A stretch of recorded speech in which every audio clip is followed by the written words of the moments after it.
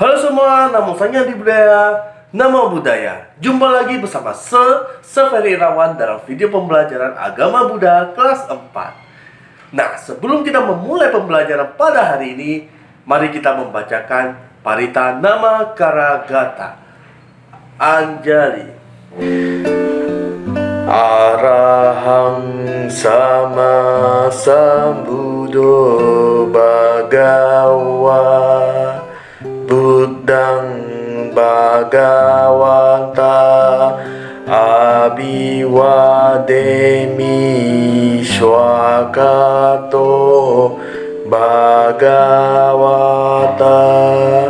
Damo Dhammang Namasami Supatipanyo Bhagavato Sawaka Sangho Sangha Namami. Sabe sata bantu sukitata. Semoga semua makhluk hidup berbahagia. Sadu, sadu, sadu. Oke, dalam video pembelajaran ini kita akan membahas mengenai Candi Buddhis Indonesia. Oke, tanpa berpanjang lebar lagi, mari kita mulai. Dalam video kali ini kita akan membahas mengenai Candi Buddhis Indonesia. Nah, adik-adik tahu tidak bahwa di Indonesia itu terdapat banyak sekali candi. Ada candi Hindu, ada juga candi Buddhis. Candi adalah bangunan suci, tempat ibadah masyarakat pada zaman kerajaan Hindu-Buddha. Candi Buddhis dibangun untuk menghormati Buddha, Dhamma, dan Sangha. Adanya candi-candi Buddhis di Indonesia membuktikan bahwa nenek moyang kita telah menganut agama Buddha sejak zaman dahulu kala.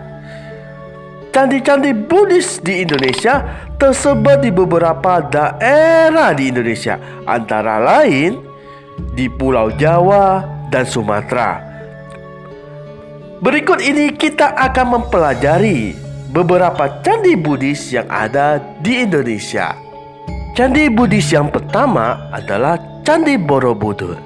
Candi Borobudur terletak di Provinsi Jawa Tengah, tepatnya di Desa Borobudur, Kabupaten Magelang.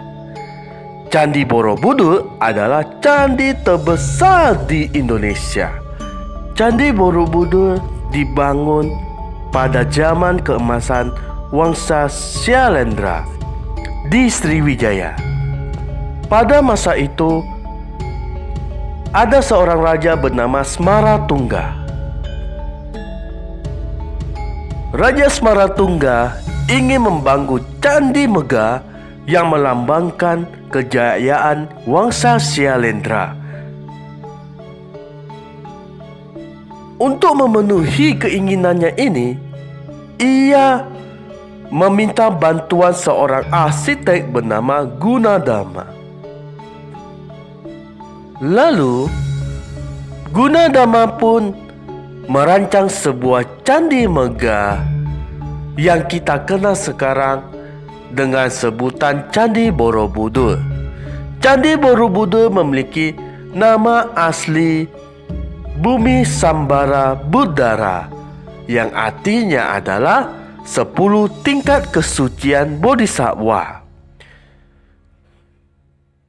Pembangunan Candi Borobudur memakan waktu yang lumayan lama, yaitu selama 75 tahun. Selama 75 tahun, Candi Borobudur dirancang dengan sangat detail sekali dan megah. Semua rakyat di Wangsa Syailendra bekerjasama untuk membangun sebuah candi megah yang akan bertahan selama ratusan tahun sebagai lambang kejayaan Wangsa Syailendra. Di Candi Borobudur terdapat 504 arca Buddha Arca Buddha adalah patung Buddha yang diukir dari batu.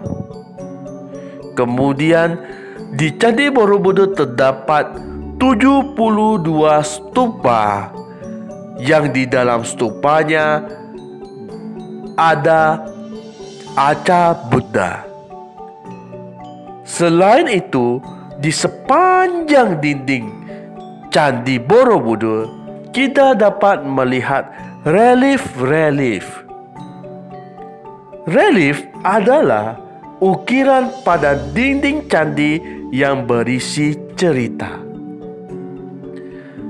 Relief Candi Borobudur menceritakan kisah kehidupan Buddha Gautama dan kisah kebajikan lainnya. Jadi, jika kita pergi ke Candi Borobudur, kita akan melihat banyak sekali relief yang terpampang sepanjang dinding candi. Dan relief itu bukan hanya sekedar gambar, tetapi ada ceritanya. Cerita yang diambil dari kitab suci. Bisa dibilang Borobudur merupakan kitab suci raksasa yang ada di Provinsi Jawa Tengah. Candi Borobudur terdiri dari 10 lantai.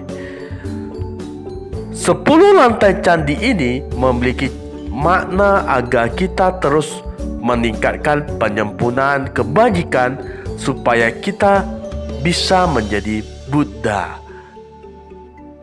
Candi Borobudur pernah terkubur dan dilupakan oleh orang-orang selama ratusan tahun lamanya. Dan akhirnya pada abad ke-19, candi ini ditemukan dan dipugar oleh pemerintah Hindia Belanda yang membersihkan dan memperbaiki bagian-bagian candi yang rusak. Nah, pada Candi-candi Borobudur kamu akan melihat gaya arsitektur yang sangat indah. Di Candi Borobudur terdapat singa penjaga gerbang Candi Borobudur. Singa merupakan lambang sifat keberanian dan keagungan Buddha. Kemudian di Candi Borobudur juga terdapat patung Makara. Makara adalah hewan mistis dengan belalai gajah, paruh kakak tua dan ekor ikan. Kepala Makara berfungsi sebagai lubang saluran pembuangan air. Setiap candi, baik itu di Candi Buddha atau Candi Hindu, pasti kita akan menemukan patung Dwarapala atau Dwarapala disebut sebagai penjaga gerbang candi. Berikut adalah gambar patung Dwarapala yang ditemukan di Bukit Gali beberapa ratus meter dari Candi Borobudur. Tadi kita sudah sama-sama membahas mengenai salah satu candi Buddhis di Indonesia, yaitu Candi Borobudur. Indah kan dan megah. Oke, sebagai umat Buddha kita harus bangga kita mempunyai warisan dunia di Indonesia. Jadi kita harus menjaga agar peninggalan-peninggalan Buddhis di Indonesia tetap lestari. Nah, kita akan membahas candi-candi selanjutnya di video pembelajaran yang akan datang. Sampai jumpa di video pembelajaran yang akan datang. Nama saya Adi Brian.